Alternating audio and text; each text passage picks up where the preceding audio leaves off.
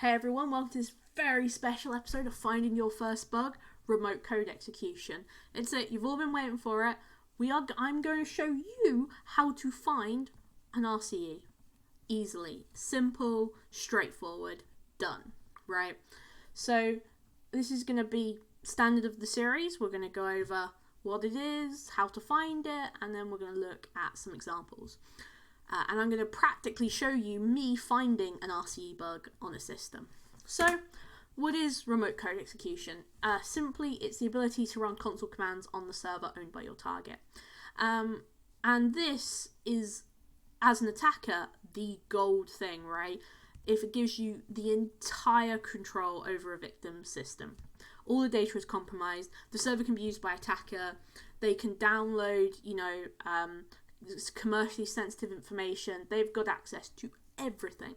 It's a major security risk, and the impact can be huge, right?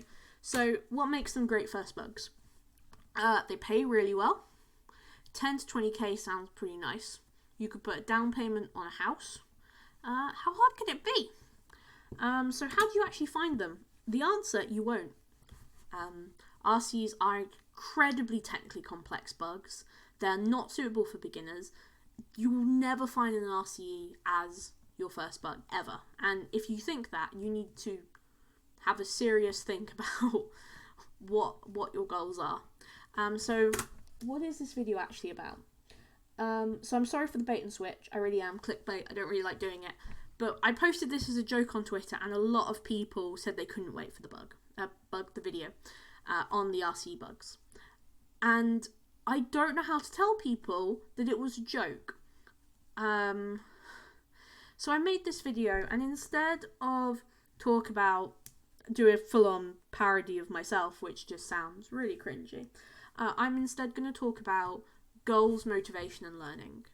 And talk about how to set realistic goals, how to learn, and how to keep yourself motivated for finding bugs. Because believe it or not, getting an RCE is not enough motivation to keep you hacking when you're a beginner. Sorry. So why won't you get an RCE as a beginner? So RCEs pay well because they are hard to find. They require a lot of security expertise. They require a lot of intuition. There's no way to pick up a book and learn intuition and learn, okay, that's got an RCE in it. It's a skill you develop over time. You can't magically learn how to get an RCE. There's no video, there's no course, there's no magic spell. It's something you learn. Unless you have a ridiculous amount of security experience, you will not find RCE as a beginner. And a lot of people are probably already aware of the Dunning-Kruger effect, but this means the less you know, the more confident you feel that you know everything. But you don't. As a beginner, you probably can't find an RCE if you're a normal beginner, right? It's okay not to be able to. It's okay to have that as a motivation. But you can't find one, and there's no video that's going to teach you a shortcut to find an RCE. It's incredibly difficult. And it's okay to have goals. It's okay to say, my ambition is to find an RCE and get paid a ridiculous amount of money for it. Being ambitious is good, but you've got to set goal setting. It's so important for your personal and professional development to be able to set goals, because your motivation is directly linked to goals, right? When you complete a goal, you get an endorphin rush and it feels good and you want to continue. There's no point setting a goal that's so high that you will never meet it. You'll just burn out. You're never going to find an RCE on your first attempt. So just change your goal, change your mindset about how you think about goals. And I want to introduce this book. It's one of my favourite books. It's called Drive: The Surprising Truth About What Motivates Us. And this directly links to the goal of having an RCE, because it just pays well, right? That's why people want them, because it pays really well. And money can only act as a motivator for basic mechanical tasks to remove the concern of money out of the equation. Once you no longer don't have to worry about money, money isn't a motivator, and it doesn't work for any cognitively demanding tasks. Getting an RCE because it pays well will not be enough for you to be motivated to continue hacking to a point where you can actually get an RCE. And instead you look for things like autonomy. I will do it in my way. Mastery. I will improve and get better. And purpose. I'm doing this to improve the world.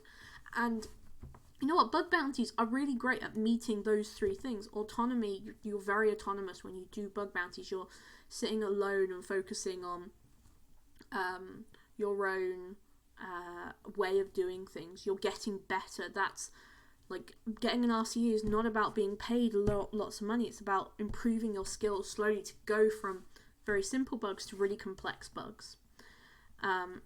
And then purpose, which is, I'm doing this to improve the world. I'm doing this to make things more secure. And I wanted to mention this because I think it's something that gets lost in what bug bounties actually are. And it's not about getting you rich, because it won't last as a motivator, right? So your goals need to be realistic. If your goal is to get an RCE, you won't reach it as a beginner.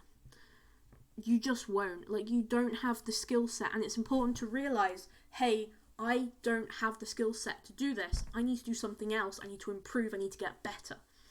And if that is your goal and you don't reach it, it's going to make you so frustrated.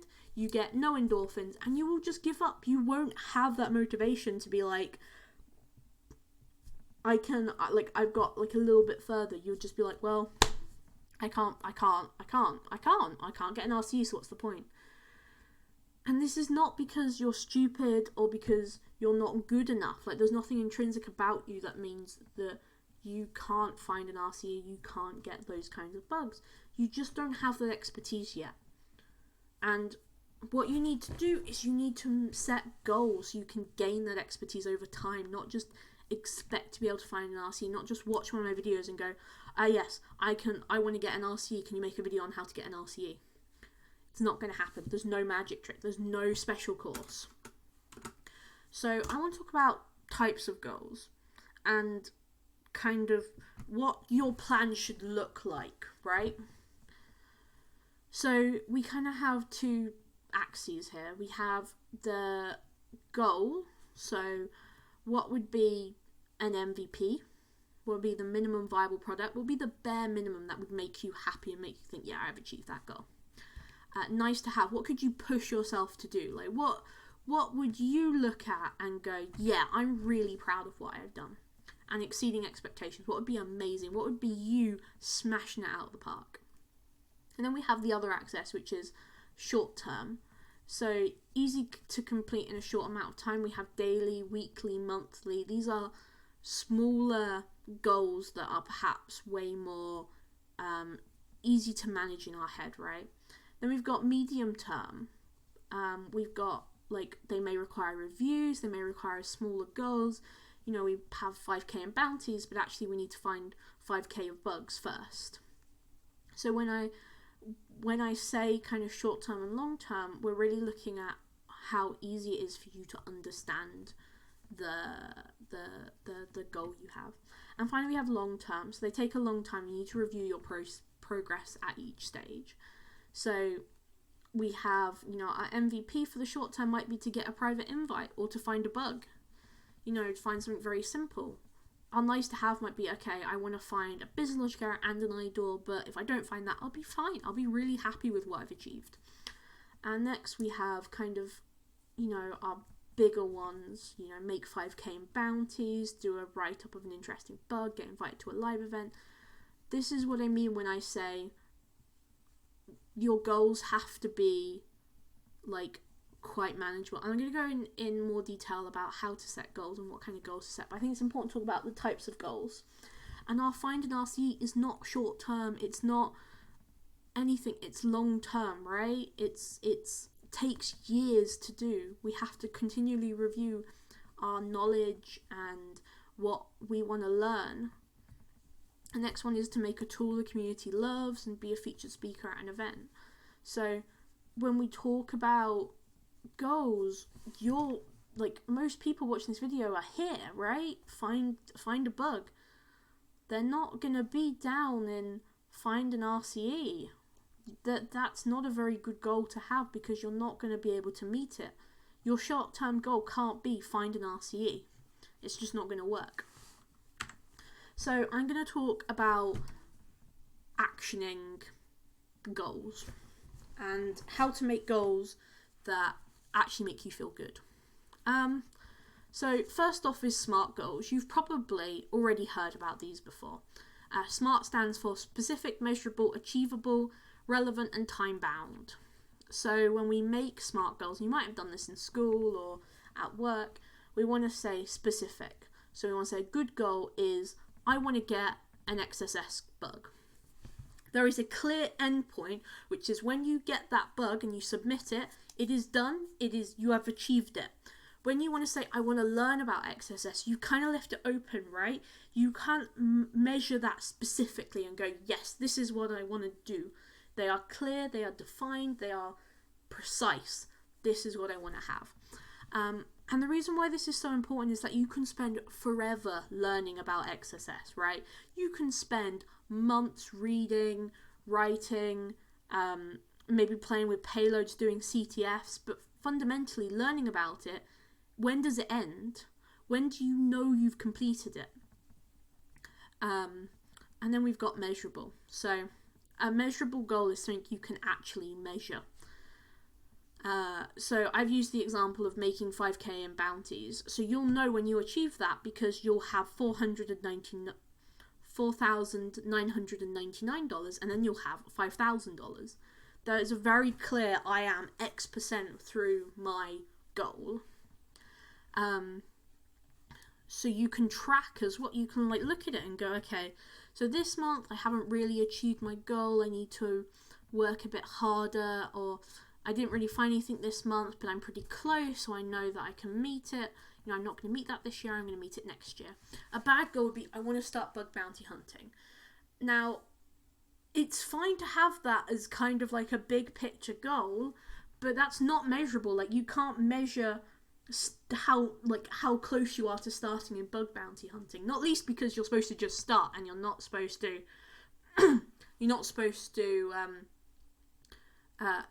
think about it for ages. So the point of being measurable is that you should be able to track your progress, and that will keep you really motivated because you'll see yourself make those tiny little increments of, I'm a little bit better. And this is when we get to kind of the crux of this video, which is achievable. You need to have a goal you can actually accomplish, and you can't have a goal that's just, you'll never get there. You're just setting yourself up for failure. So a good goal is, I want to find an IDOR as my first bug. I know that they're quite easy to find. I know that a lot of beginners find them. I can do that. A bad goal is, I want to find an RCE as my first bug. RCEs are not first bugs.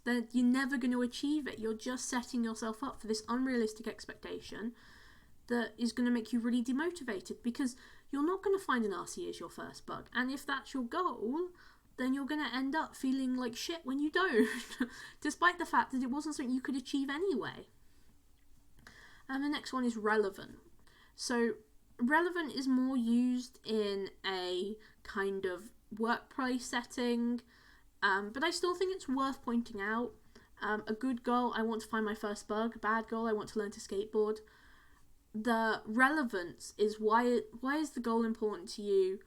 So finding your first bug is obviously important for developing as a bug bounty hunter, right? So that's a kind of career-driven one.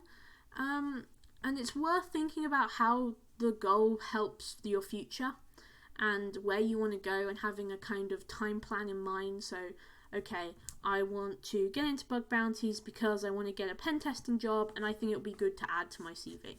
Or I'm a student and I want to make some extra money because school is expensive, etc., etc. So it's worth thinking about relevant goals, even if they're probably going to be relevant anyway, which is going to be about, what kind of bugs you want to find. And the final one is time bound. Now, I think this is probably one of the most important things, especially when we talk about long-term, medium-term, and short-term goals, is when you want to actually achieve a goal by. So you can work sort of towards a goal. So a good goal is, this year I want to find one high bug, and a bad goal is, I want to find one high bug. having that year in mind means that you can see your progress over the year. You can track how far you are or how far off you are from meeting your goals. And especially when we consider bug bounties, a lot of people have yearly goals. You'll see on Twitter, especially in the new year, people say, my year in bug bounties, I want to make 100k in bounties, or I want to go to 3 live events, that kind of thing. So you will see people doing these time-bound goals. And actually something really interesting about goal setting is if you tell somebody else about your goal and they keep you accountable to it, you're more likely to complete that goal because you feel bad. But the point I'm trying to make here is not that you should feel bad for not hitting a goal, but instead that they can help you to make goals and to see what other people's goals are. And there are people who have literally gone from knowing nothing about bug bounties to being at live events within a year. However, they are not the kind of people who said, I want to find RCE as my first bug. They're the people who set realistic, achievable, measurable, relevant goals for themselves and then met them. So next thing I want to talk about is action plans. So we have our goal. How do we know how far we are towards it? So an action plan, this is the GROW model. So you have your goal, where you want to be. That is your big thing from these ones, right? Your reality, where you are. So if your goal is, in 2 years, I want to find an RCE bug. Your reality is, I've never hacked anything in my entire life. I haven't even got one bug yet. Your obstacles are, I don't have the knowledge. And then you want to think about, okay, how can I overcome that? So if you're thinking about not having the knowledge, maybe it's taking courses, maybe it's finding more bugs, maybe it's collaborating with others, maybe it's learning more about CVEs to try and use that as the exploitation. And then your way forward, and which is clear steps to take to meet your goal. So instead of taking our big RCE goal, let's look at a smaller goal. So to find my first bug and be rewarded with the bounty, that's our goal. Our reality is that I'm a web developer, I don't have any security experience, but I know quite a lot about web development. So our obstacles are, I don't know much about security. Our overcoming is that we can actually leverage the knowledge of web dev to learn more about security because we already have that knowledge of kind of security from that other side. We may not be kind of red teaming, but we know other stuff. Right, and we can use that. And the way forward is maybe you say read a book to learn about the basics. Maybe you then go, okay, OWASP top 10 bugs. That might be a good place to start. And then try out CTFs to learn more. And then it's to reach your goal, right? We have this clear plan of our problems, our reality, our way forward. And having these kind of action plans and being able to go, this is where I want to be. And this is how I'm going to get there are so important to kind of keeping that motivation within and going. Because it's so easy to lose your motivation when you set goals you can't reach. And when you set goals, you should always be revisiting them. You should always be going, okay, am I meeting them? Am I too far? Did I miscalculate? You know, it's an agile process of you set your goal, you work towards it, and then you look back and you say, okay, what worked, what did I achieve on, which did I not achieve on, and the more you do that, the better you'll be at estimating how long a goal will take, how difficult a goal will be, how much you can actually reach those goals. So the most important part of goal setting is evaluating your performance and being honest with yourself. And this is one of the most difficult things to do because people tend to fall into these two steps. First is imposter syndrome, where you feel like you know nothing, you're a fraud. My success was nothing but luck. And that's all about feeling like you're an idiot, and the only reason you kind of in this example find bugs is because you got lucky, right? It was easy and you were just the person who did it. However, in reality, you know, you feel like you know nothing and other people know everything else, but really you know a lot, and some people's knowledge just happens to overlap with yours. And I work in academia because I'm a PhD student, and this is so prevalent in academia that it's a huge problem. And then you have the other side. So you have illusionary superiority, or the Dunning-Kruger, or whatever you want to call it, which is the complete opposite. It's where someone who doesn't know everything thinks they do know everything. You know, most people, there was a study that was done on professors in the department, and so like 60% of people rated themselves as better than average.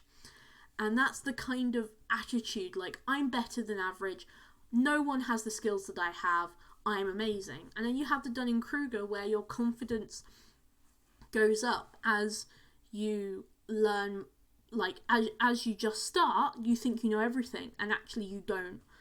And it's really important to try and be honest with yourself and trying to recognize whether you're suffering with imposter syndrome or illusionary superiority, and go, what are my skills actually? Like, what do I actually know? What about this is my brain telling me I'm terrible or I'm amazing, and what is me actually being terrible or amazing? So I'm going to talk about some ways to combat this, but these are not methods, these are things you should be looking into and things you should be practicing. So the first one is metacognition, which is thinking about thinking. And it's a way of thinking about yourself and your knowledge. And some of the important types are understanding your own capabilities, content knowledge, how difficult something is for you to do, task knowledge, and how you approach learning, strategic knowledge. Now, these are so important when you look at bug bounties, right? Because what we do when we look at a target and we look, can I hack this, is we're performing metacognition. We're trying to understand our own capabilities. We're trying to see how difficult a asset might be to hack, and we're trying to strategically think of ways to approach that target, right, within our current level of understanding. And you do metacognition all the time, right? You will often think about thinking and how you think.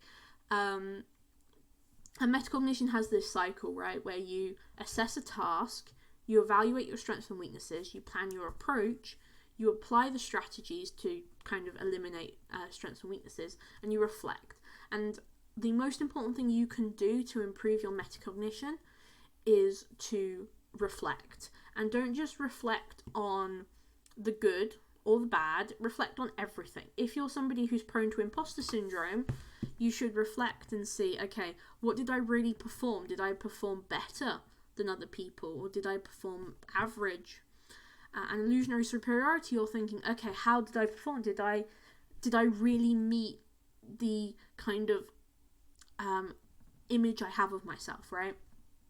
So it's when we look at metacognition and we think about how to improve, it's all about self-reflection. It's all about being honest with yourself, and not letting that kind of those two methods creep in too much. So what is introspection and self-reflection? So introspection is examining your thoughts and feelings, and reflection is reflecting upon something you've already done. So some questions you ask is, what have you done? How well you did it? Can you improve it? Did something work? Did something not work? What you want to do next? How you're going to approach it? Do you need to make any changes? What changes do you need to make? So to take this onto, maybe you find a bug, you might go, what have you done? Well, I found my first bug. How well did you do it? Well, it was kind of difficult, but I think once I found something to hook into, I felt that was a lot easier and I was able to do a lot better at it. And if I was going to do it again, I'd probably start with taking more notes, or I'd start with looking through those endpoints sooner. What do you want to do next? I think for my next bug, I want to try a different class of bug to really understand what other bugs are out there, and so I can develop my knowledge. Do you need to make changes? I think to make changes, I might want to look more into idols. I might want to look at some automation tools. What changes do you need to make? You know, that's the kind of thing we're thinking about. And if you perform self-reflection often, you'll find yourself more able to perform metacognition, right? You'll be thinking more about how well you did it, what you did, and you'll start to be more honest with yourself as you sort of do this self-reflection. And this is not just important in, people do it for like coursework and stuff like that. They'll make you do a self-reflection. But it's so important for just developing you as a person to be able to look back and say, okay, yeah, this is what I need to learn. So with that in mind, what skills does a hacker need, right? So I've kind of split it into 4. This is loosely based off of a researcher kind of method where like researchers in universities, not security researchers, and kind of splits it into these 4 things. So the first one is your technical skills, right? That is your hacking techniques, your programming, your knowledge of tools like Burp, it's your recon, it's all of that technical stuff that means you can successfully execute on a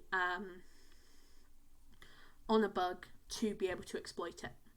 And then it's your communication skills. It's writing clear reports, understanding the full impact of a bug. It's it's that mix of dealing with the customer or the target. It's dealing with HackerOne staff. It's dealing with other hackers and being that kind of good reporter, right? People want to receive reports from you because they're really useful. And this is kind of leads into community engagement. So that's engaging with the greater bug bounty community. A lot of the best bugs don't get found by individuals, but instead get found by groups of people. So it's really important to engage with the bug bounty community, whether that's disclosing bugs, getting to know fellow hackers, whether or not that's on Twitter, or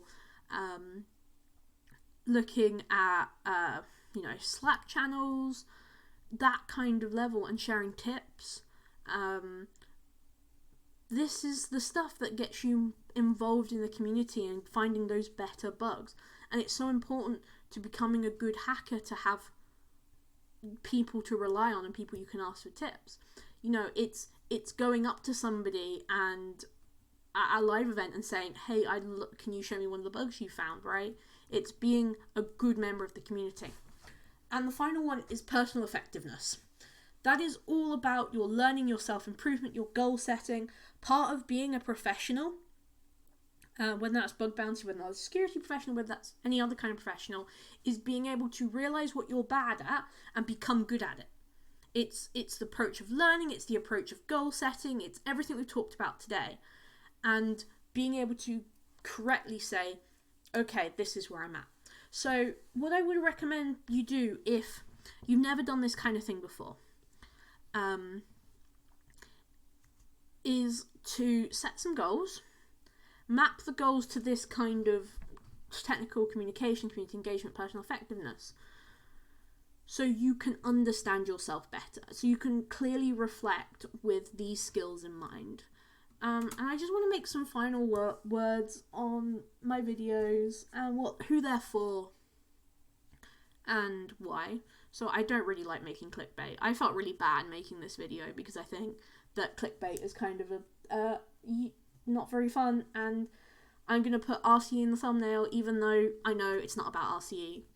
But it seemed like people didn't realise that this video was like a random joke I made because I was doing a ton of video preparation content at the time. And it really was a joke of being like, look, your first bug can be an RCE. And I think it's quite well known in the hacker community that RCEs aren't first bugs. But people asked me. They really did ask, hey, how, I'm looking forward to the RCE video. And so I made it. But I didn't want to make an RCE video because I don't think it's appropriate, but I wanted to talk about goal setting because I think that the people who ask me aren't stupid, they aren't uninformed, they're very, very intelligent people. They just don't know how to set goals because technical level is only one part of the pie chart, right? There's a whole section on personal effectiveness on making and setting goals. So my aim for this video was to kind of clickbait this whole thing and trick you into watching a video about professional development. Because I think it is really important. And I want people to enjoy bug hunting, but also feel like bug hunting is making they feel closer to their goals, right? And I think my takeaway from all of this is if you want to hunt bugs, you should start thinking about what your goals are. You should be making your SMART goals. You should be thinking about your action plans. I mean, when we're at the new year now, and it's a good time to turn a new leaf, apparently, despite the fact most people don't reach their goals in the new year. So if you want to take away from this, make some SMART goals, do some action plans, start evaluating your performance, do self-reflection, right? Perform it, and then work out where you fit on this little pie chart and figure out what are the skills you need to get better at hacking. So I hope you've enjoyed this video, even if you didn't really like the fact I was clickbaiting. And I hope you found it useful, even if it wasn't about RCEs. So have a good new year, everybody. And if you've already celebrated your new year because you're in a country that doesn't celebrate it on January 1st, I hope you already had a good new year. And I hope this gives you a lot to think about and a lot of things to kind of mull over. So thank you very much for watching. I will see you in the next video.